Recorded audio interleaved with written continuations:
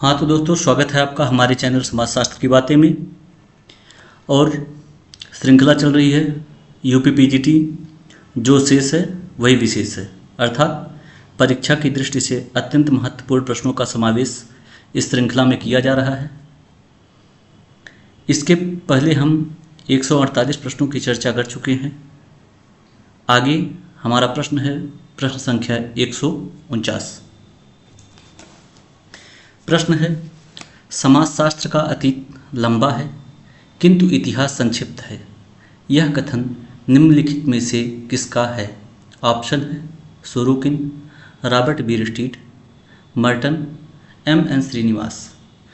इसमें आपका दूसरा ऑप्शन सही है, रॉबर्ट बीरस्टीड। अगला प्रश्न है आपका,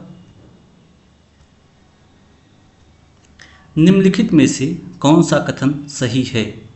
ऑप्शन आपका समाजशास्त्र का प्रयोजन समाज सुधार है। दूसरा है समाजशास्त्र मानव सामाजिक संबंधों का समन्वयात्मक व सामान्यीकरणात्मक विज्ञान है। तीसरा, समाजशास्त्र अनेक विज्ञानों का संकलन है। चौथा, समाजशास्त्र केवल मानव समाज का अध्ययन नहीं है। इसमें आपका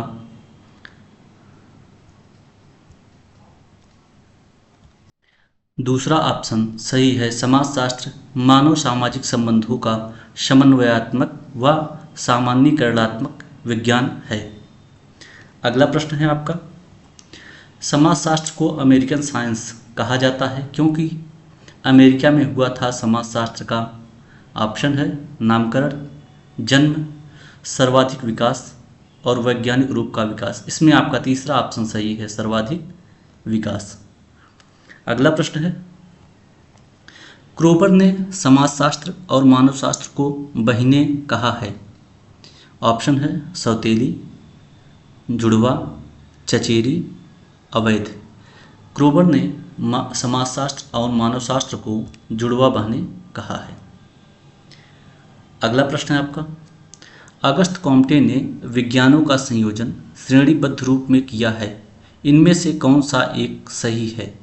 ऑप्शन है गणित शास्त्र, नक्षत्र विज्ञान, भौतिक शास्त्र, रसायन शास्त्र, जीव विज्ञान, समाजशास्त्र।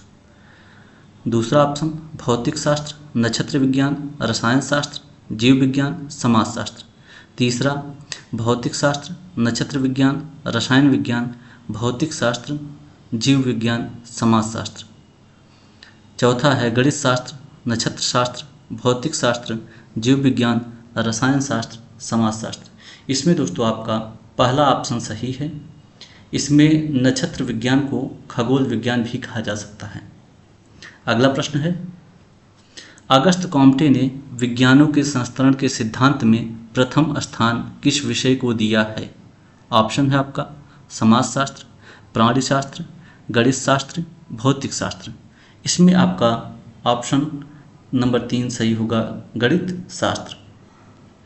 अगला प्रश्न है, हीगल और मार्क्स दोनों ने निम्न में से कौन सी अध्ययन पद्धति प्रयुक्त की? ऑप्शन है भौतिकवाद, साम्यवाद, द्वंद्ववाद, आदर्शवाद। इसमें आपका ऑप्शन सही होगा तीसरा, द्वंद्ववाद। अगला प्रश्न है, हर्बर्ट स्पेंसर ने किससे प्रेरित होकर सामाजिक उद्विकास के सिद्धांत को प्रतिपादित किया था? Option number 1 Karl Marx, option number 2 अरस्तू, ऑप्शन नंबर 3 डार्विन और ऑप्शन नंबर 4 है मैक्स वेबर। इसमें आपका तीसरा ऑप्शन सही है, डार्विन। अगला प्रश्न है, समाज के उद्विकास का सिद्धांत किसने प्रतिपादित किया? आपका ऑप्शन है मार्क्स, कोजर, डार्विन और स्पेंसर। इसमें आपका चौथा ऑप्शन सही है, स्पेंसर। अगला प्रश्न है, दुर्खीम ने किस जनजाति का विस्तृत अध्ययन का टोटमवाद की अवधारणा को विकसित किया है? इसमें आपका ऑप्शन है पहला भील, दूसरा अरुंटा, तीसरा हो और चौथा है खासी। इसमें आपका राइट ऑप्शन हो जाएगा अरुंटा जनजाति।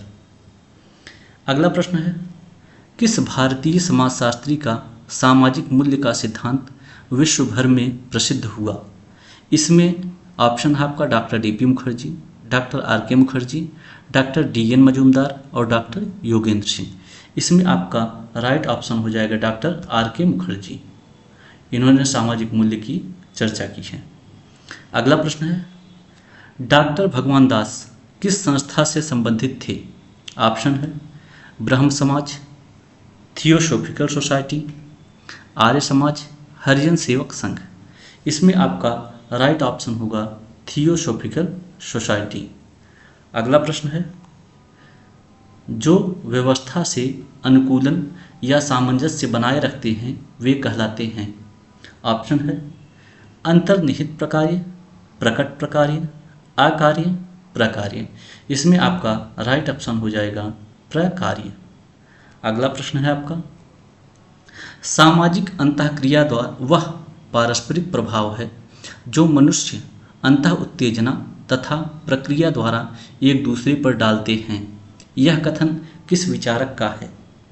इसमें आपका ऑप्शन है कूले, मीड, गिस्ट, किम्बाल यंग।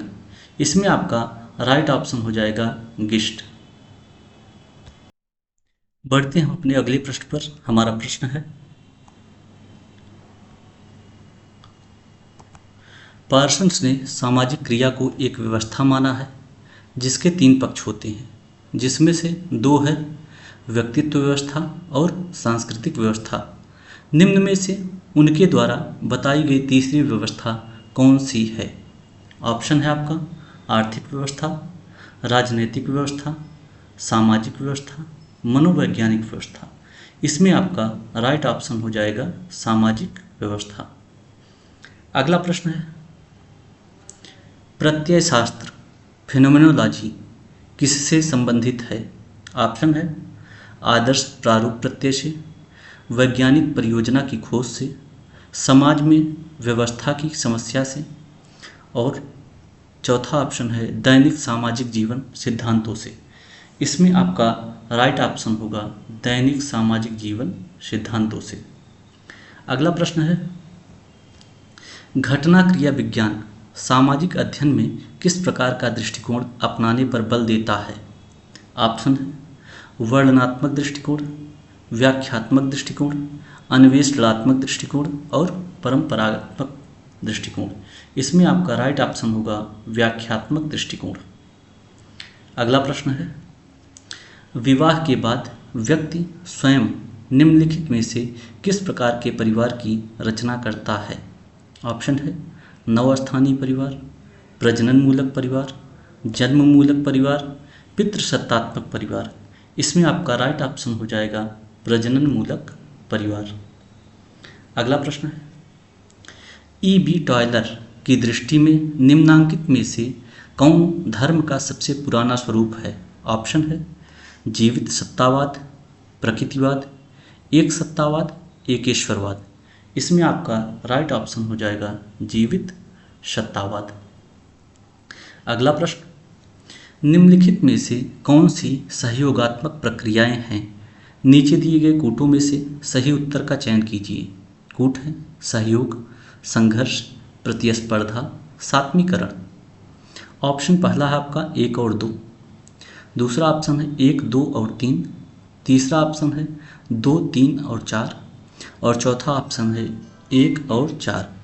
इसमें आपका चौथा ऑप्शन सही होगा 1 और 4 अर्थात सहयोग और सात्मीकरण। अगला प्रश्न है, जिन प्रक्रियाओं के कारण समाज में अव्यवस्था, अराजकता तथा तोड़फोड़ की स्थिति उत्पन्न होती है उन्हें हम आगे है ऑप्शन सहयोगी प्रक्रिया कहते हैं, आत्मसात प्रक्रिया कहते हैं, असहयोगी प्रक्रिया कहते हैं, व्यवस्थापन प्रक्रिया कहते हैं। इसमें आपका राइट ऑप्शन हो जाएगा असहयोगी प्रक्रिया कहते हैं। अगला प्रश्न है, कई राजनीतिक दल सत्ताधारी दल का विरोध करते हैं किंतु राष्ट्र पर बाह्य संकट आने के समय वे सब सत्ताधारी दल को संकट से सामना करने के योग्य बनाने में जो सहयोग देते हैं। ऑप्शन नंबर 1 वह सामान्य सहयोग कहलाएगा, दूसरा वह तृतीय सहयोग कहलाएगा, तीसरा वह प्रत्यक्ष सहयोग कहलाएगा और चौथा है वह अप्रत्यक्ष सहयोग कहलाएगा। इसमें दोस्तों आपका दूसरा ऑप्शन सही है, वह तृतीयक सहयोग कहलाएगा। अगला प्रश्न है, निम्नलिखित में से कौन सहयोग का एक तत्व नहीं है? ऑप्शन है, उद्देश्यों को हासिल करने के तरीके सुनियोजित हों। दूसरा, इसे राज्य और व्यक्तियों पर समान रूप से लागू किया जा सकता है। तीसरा, उद्देश्यों को हासिल करने के तरीके संगठित या असंगठित हो सकते हैं। चौथा है, सहयोगी संगठनों को समान उद्देश्य हासिल करने होते हैं। इसमें आपका दूसरा ऑप्शन सही है, इसे राज्य और व्यक्तियों पर समान रूप से लागू किया जा सकता है। अगला प्रश्न है, संघर्ष का प्रकार्यात्मक सिद्धांत प्रतिपादित किया गया था। ऑप्शन है, कोजर द्वारा, कार्ल मार्क्स द्वारा, रेजनहाफर द्वारा, स्मॉल द्वारा। इसमें आपका राइट ऑप्शन होगा कोजर द्वारा। अगला प्रश्न, मानव का हित ही मानव समाज में होने वाले संघर्ष का कारण बन जाता है, यह कथन किसका है? ऑप्शन है, डारेनडॉर्फ, रात्सनहाफर, कोजर, ओपेनहेमर। ये आपका राइट ऑप्शन हो जाएगा रात्सनहाफर। अगला प्रश्न है, सामाजिक क्रिया दूसरे व्यक्तियों के भूत, वर्तमान या भावी व्यवहार द्वारा प्रभावित हो सकती है, यह कथन किसका है? यह कथन ऑप्शन है, सत्य है, दूसरा असत्य है, तीसरा एक और दो दोनों सही है, अर्थात सत्य और असत्य दोनों है, चौथा है इनमें से कोई नहीं। इसमें आपका राइट ऑप्शन हो जाएगा सत्य है। अगला प्रश्न है और इस वीडियो का अंतिम प्रश्न, प्राथमिक समूह में सदस्यों के पारस्परिक संबंधों की प्रकृति निम्नलिखित में से किस प्रकार की होती है? ऑप्शन है, वैयक्तिक संबंध, जटिल संबंध, औपचारिक संबंध, इनमें से कोई नहीं।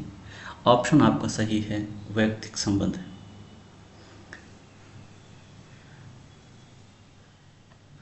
आगे बढ़ते हैं। हाँ तो दोस्तों, इस वीडियो को अगर इससे आपको कुछ भी समझ में या कुछ फ़ायदा मिल रहा है इस वीडियो से, तो चैनल को ज़्यादा से ज़्यादा सब्सक्राइब कीजिए और ज़्यादा से ज़्यादा लोगों को तक शेयर कीजिए ताकि अधिक से अधिक लोग लाभान्वित हो सकें इससे।